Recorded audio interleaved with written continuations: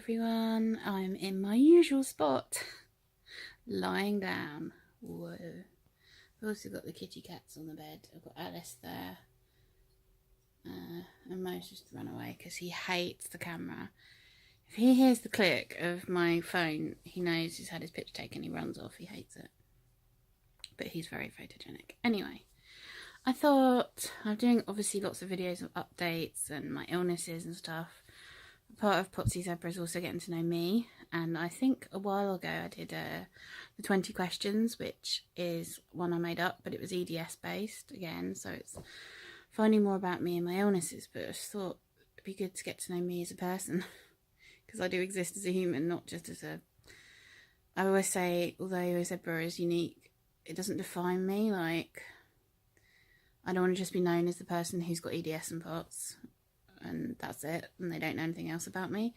And I always find like some of the chat forums and groups and stuff that I'm on, all we ever do is talk about our health and illnesses and things, and there's quite a few people I've got to know outside of the groups, who are from the groups or not from the groups, but and get to know them as people and friends. And I find we have a lot in common. Like, a lot of us obviously as zebras, we like unicorns, we like brightly coloured hair and things like that. So I just thought I'd let you know bits about me, really, what I like, my interests and hobbies. When I mentioned hair, at the moment my hair's a purpley colour. You can probably see in this light it looks purpley red.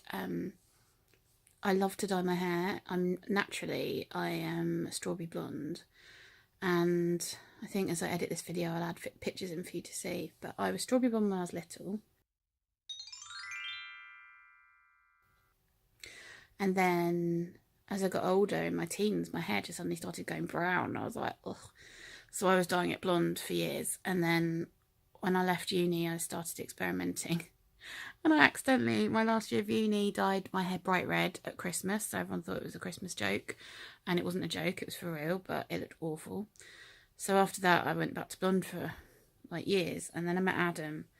And I was like, oh, I think after a while, he loved blondes, but I wanted to go dark, and I went this kind of darker than this. And I really liked it. I was really shocked that I suited dark hair, because my mum hated it, and because I'm pale. So I was that for a while, then I went back to blonde, then I did pink tips, then I did pink, and then purple, and then back to blonde again for our wedding. And then after a wedding, I really struggled. My hair was going weird. It wasn't setting. Like, if I do colours, the roots weren't setting and stuff. So my hairdresser did it pink and purple for me. It looked amazing. But the upkeep was a nightmare. Like, it needed dyeing like every week. The roots needed doing, and with darker hair, the roots aren't as bad. But I notice I'm getting grey roots, which is really horrible and scary because I'm 35 now. So I didn't know what age people get grey hair, but it seems a bit early. So yeah, so I love my hair. I love doing my nails. I'm not wearing any nail varnish right now because honestly, because I'm not going anywhere and doing anything, I don't see the point of doing anything for myself. So my favourite is Barry M. It's a vegan, most of it I think is vegan. I don't know if all of the brand is vegan, but I have loads and loads and loads of nail varnishes. I've got about 50 or 60 of them in a bag over on my dressing table, and I have more nail varnishes from all different companies. I have a few favourites which I've been given as presents. I've got a Chanel one which I've had for years, but it's like 18-19 quid a bottle, and I got that for Christmas once. So I love nail varnish. And I've got some cool ones from my cousin because she works for Estee Lauder. So I've got some various bits she gets as freebies or samples. So I've got some NYX, I've got some NARS, I've got some Ted Baker, I've got some random brands and label ones. But I love Barry M the best, and especially like the effects. Like, there's a magnet one, there's a crackle one, there's scented ones I think as well. I don't think I've got a scented one. I might do. Sorry, my jaw is still really sore. So I love makeup as well. Barry M makeup I have. I like bright colours. I tend with my eyes to use pinks, purples, greens, silvers, that kind of thing. Foundation, I just use a basic one. I'm not really into like doling up. I used to wear eyeliner and mascara, and then in the last 6 months my eyes run a lot, and I've now discovered that's because of my dry eyes, possibly this Sjogren's syndrome thing, which is what's wrong with me now. So if I do, I just like the high street brands like you can get from Boots. Like I use L'Oreal eyeliner, and I use Maybelline mascara. I don't know what one it's called, I can't bother to get it. But I love, there's a brand called can't remember, I'll edit it into here, and basically it's just the craziest colours, and it's like they kind of call them like mermaid and unicorn colours because they're like bright purples, bright pinks, bright glittery holographic stuff. And I've got so many lipsticks of these, and eye makeups, and I've got a white eyeliner which is incredible. It pops your eyes, and there's literally all the makeup you need to wear, just the eyeliner, and it's really, really cool. It's expensive. I mean, like a lipstick is about 16 quid, 17 quid, but it's from America. You can get a select amount of their range in the UK from makeup shops online, and usually I ask for Christmas stuff, but I don't, this year I haven't asked because I've got so many and I don't get through half of them. So I love makeup and nails, that's my thing, and my hair. I play the piano. I have done since I was 5, so that's 30 years now.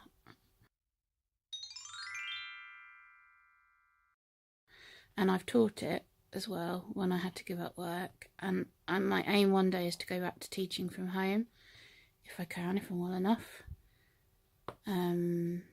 maybe. And yeah, I love music a lot. I went all through the grades. I did university, I did a degree in music composition and professional practice with the aim of being a music composer one day, and it's just so hard because at uni we got no career mentoring for that. We didn't get any opportunities to like meet anyone or work with any businesses or anything, so I literally still write music now and submit stuff to competitions a lot. The furthest I've got is I won last year. I couldn't go because I wasn't well, surprise. I won a competition with the lyrics of my song with the bank HSBC, and 8 of us got chosen to go to London to the Metropolitan Recording Studios, which is where so many famous people record their stuff, and to have a session with a songwriter who writes with Jess Glynne. And I had to not go because I was having the worst time with my seizures and anxiety and stuff, and I had to go on my own and I couldn't, so it was annoying. But I did the UK songwriting contest. It happens every year, and each time I enter I have gone in semi-final for the pieces I write. I write music in the style of like instrumental stuff sometimes, and sometimes it's piano and voice. So like I do sing, but I'm not the greatest singer in the world, but it's just so that I can convey the song so it sounds complete. If I could get a professional singer to sing it, I would, but I just haven't got around to all that kind of stuff. I actually, when I met Adam, I'd stopped composing because my office job had meant that I just didn't have time to compose anymore. And I moved back to my parents and all my stuff was in boxes, and I just kind of lost the vibe. And since I've moved here, I kind of didn't. And then since I've had my piano, since I literally can't play at the moment, but when I have had it for the last couple of months, I started writing again. And I tend to sit at the piano, I'm so old school, and I write with pencil and a piece of paper, not even manuscript, and I write down the chords and the notes. So like note for note I'll write out what it is because I tend to forget, and I go back to the piano, and if I've written down every note, even if I record it, it's not the same because yeah. But one thing that I was lucky to have when I was younger, and I still have, is perfect pitch, which means that if you hear a note you can just name the note and it's really handy for writing music, because I can listen to something on the TV and go to the piano and sit and play it, like, slowly. So I love doing that. I love sitting at the piano for hours and playing the piano from music. I've just learned all the stuff from A Star Is Born, the Lady Gaga and Bradley Cooper film. I absolutely adore Lady Gaga's music, and my favourite song is Shallow to play. It's just simple but great. I arrange music too. I did that at uni. I actually did it for a few companies too. I never got paid, but I got credited.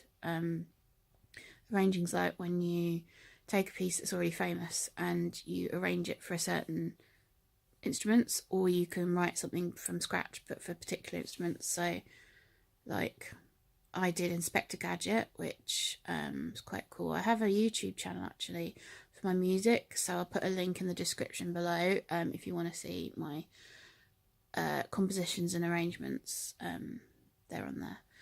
I did Inspector Gadget, and I've done other stuff, like Justin Timberlake. That was ages ago. This is like uni stuff, so we're talking like about 15, 16 years ago, so it's songs from back then. I haven't really arranged stuff since then.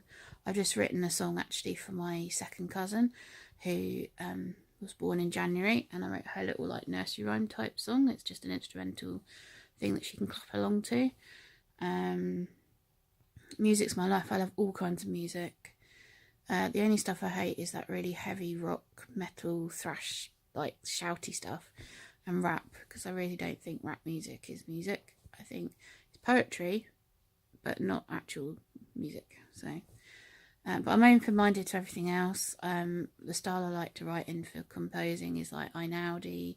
He's an Italian composer. A modern one, Michael Nyman, John Williams. I like Grieg. I like Beethoven. I like loads and loads. Tchaikovsky. It's hard to play though.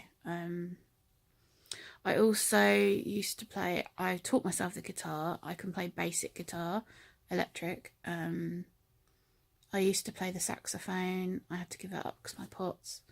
I also, when I was a kid, I learnt the violin and the flute, both at school. I love that. Still can play, but the flute is like breath-wise again, like the saxophone. My pots just, sorry, I'm getting out of focus. Okay, my pots goes crazy. The violin I love, and I haven't really tried it for a long time.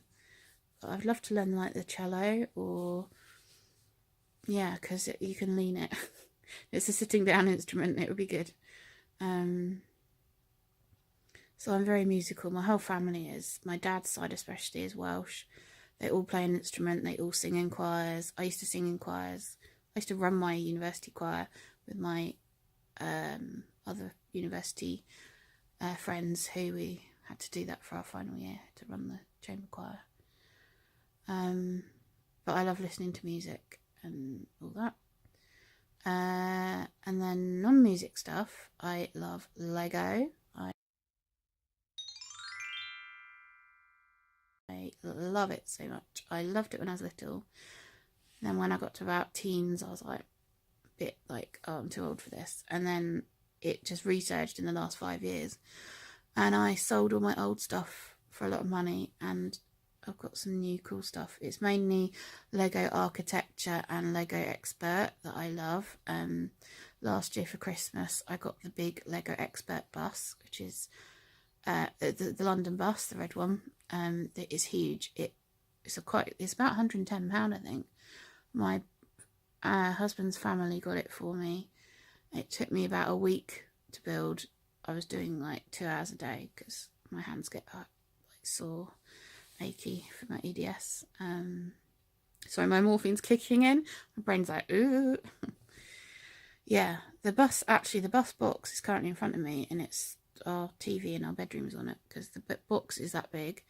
The instruction book was literally like a thick book. It was crazy. And that's cool. That's out. And the Lego Architecture, I've got a whole shelf. I've got like Venice, London, Eiffel Tower. Got loads of minifigures. And I've asked for some more for Christmas. some architecture and expert stuff. What I really want is out of price range. I don't get why it's so expensive. Like, there was a news thing last year about it, or was it this year? This year, that Lego's profits have fallen because the price of their stuff is so much. Like, the Hogwarts castle is £899. I mean, who would? It's like rich people, or if you win the lottery. That would last me like so many months of like bills and stuff. Why would I spend that much? And also the Disney like castle, the pink one, that's, at Disneyland. That's really cool, but that's like 300-400 quid, and so is other really cool stuff. And I don't have the money, being on benefits and stuff, I can't just save for Lego.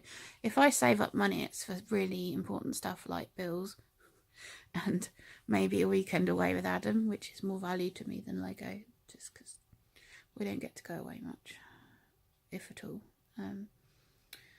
I also love learning languages. I learnt French at school, and my dad is Welsh, so when I moved to London, there's a London Welsh centre. I started learning Welsh there, and the fun fact is, as I was learning, halfway through our course, H from Steps started with us because he's Welsh and he wanted to learn Welsh, and we had about 3 or 4 classes with H, so that was fun. And I can speak Welsh and understand it, but not fluently. I'm fairly like varied. My grammar's terrible, as is with most languages I learn. French, I'm semi-fluent. I can speak and understand a lot and write a lot, and I could pretty much have a conversation in French, I think. I learnt German at school, but I've forgotten most of all that now. It was just another language to learn. I did Italian at university, not as a degree, just as a side course. I know bits and pieces of Italian, and I can count up to 10 in most languages. Japanese, all the ones I've already said. Can't think of any others. Yeah, and I love like factual documentaries, watching things like not just medical stuff, but like just factual stuff like crime, especially on Netflix. My Netflix list actually is mostly crime documentaries, things like Making a Murderer, Staircase, the Inside the Mind of a Serial Killer, that kind of stuff, just because I'm fascinated with crime, not to commit it, but to learn about why people do it and these crazy cases where it takes years to get solved, and I love that kind of stuff. I also enjoy, what else do I like to do? Shopping, obviously, but mostly these days online, just because shopping in a wheelchair is the most frustrating thing in the world, because either you find that you get hit in the face by clothes, or your wheels get stuck in the railings on the floor because they're not wide enough aisles, and then when you get finally you got all the clothes you want to try on, you get to the changing room, and the changing room for the disabled one is full of boxes and rails, and you can't change. So I end up just taking it all and then trying it on at home and sending it back, and it's just not fun and it's boring. So online shopping's fun. I also run a website called Hospital Jeanne, and I created that off my own back and with my own money, and I still pay for it every month, and it's like a facility website for people in just the UK and Ireland at the moment. And it focuses on people's experiences with facilities. So it's not a ratings thing. It's not like, it's information on where things are, or if there's a particular facility like a shop or a cafe. Because when you go to hospital, you're usually there for a while, And if someone has been and can say to you, like some hospital websites don't tell you anything, or they're really hard to find information on. And so this website I've done is just telling you, like, is there a shop, yes or no? And if there is, it tells you where it is, what time it's open, what it sells, if it caters to diets and allergies and all that. And if people have been, they give, like, there's an other bit. And sometimes it's amazing, because sometimes people can say, oh, there's the disabled car park is rubbish, there's a better one nearer this entrance, or there's a really steep slope if you're a manual wheelchair user, so you'd use a different entrance so you don't have to do the slope. Like, really useful, helpful things that is not on anywhere else. So I did do that. And I do family trees, that's my other thing. I started doing my mum's for her, and then my dad's, and then mine, because I'm adopted. And then I just started doing ones for other people and for free. And I'd love to do it permanently, like a work from home thing, like paid. But when I looked it up to do that kind of service, you have to have a degree in genealogy, which is like a full 3-year degree on that is not possible. Because I have already got a degree, it would be classed as, it wouldn't get funded basically. You have to pay for it yourself. And as we know, in the UK, university, even from home, is super expensive. It's about £9,000 a year or something stupid. And I've already got student debt from when I was at university, so. What else? I love anything unicorn. I've got unicorn anything. I just love it. I just think it's fun, it's playful, it's harmless. Yes, we know unicorns aren't real, shock horror, but I love them and I think they're cute. And they're bright and they're colourful like me, usually with my bright coloured hair and my bright makeup, and I just think it's fun.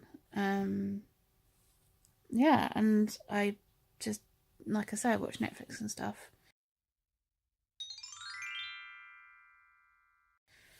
And I can't think. Oh, and I love tube maps. That's my other interest, hobby type thing. When I lived in London, I travelled a lot on the underground, and I have a fascination with history of the underground for some reason. And like disused stations, haunted stations, ghost hunting. That's another interest. I'll come to that. But I got into being interested in old maps of London Underground, because some of the stations don't exist anymore and how it's grown. And I love going to the London Transport Museum because there's so much stuff there tube station related. And I created a group on Facebook for people who are fans also of the tube map and Underground. And it's going really well. And I got a folder and I collect some. Some are really worth a lot of money. And it's just like a geeky hobby thing. And then lastly, like I say, I love ghost hunting. I haven't been for years because of my problems with mobility, and a lot of these places are old or hard to get to. And staying upright all night. Usually ghost hunts are like 9 PM till 2 AM, or sometimes they go all night, and I'm just not well enough. But I believe in the paranormal, and I've had a lot of experiences myself. I've done a lot of ghost hunts and things, so I love all that. I watch a lot of programs. I like Ghost Adventures, the American one, and Paranormal Witness, Paranormal State, Paranormal Lockdown. I even like Most Haunted, which is a UK program, and a lot of people give it stick for being fake, and sometimes they do fake things, but I absolutely love it anyway. I've watched it from the beginning, and I'd love to go on ghost hunts again in the future if I could, if I'm more mobile, even if I can take my wheelchair and just sit in it. But a lot of these places are inaccessible, so anyway, I think that's all I can think of for now. In my interests and hobbies. I hope you found it interesting to get to know me a bit better, and I will speak to you soon. Bye. Thanks for watching, everyone. Stay tuned and click the picture of me on the screen right now, and you can subscribe to my channel. Please like the video and click the bell notification if you want to know when my next videos are put onto YouTube. There should be a box on the screen where you can see other videos I've done. Happy watching!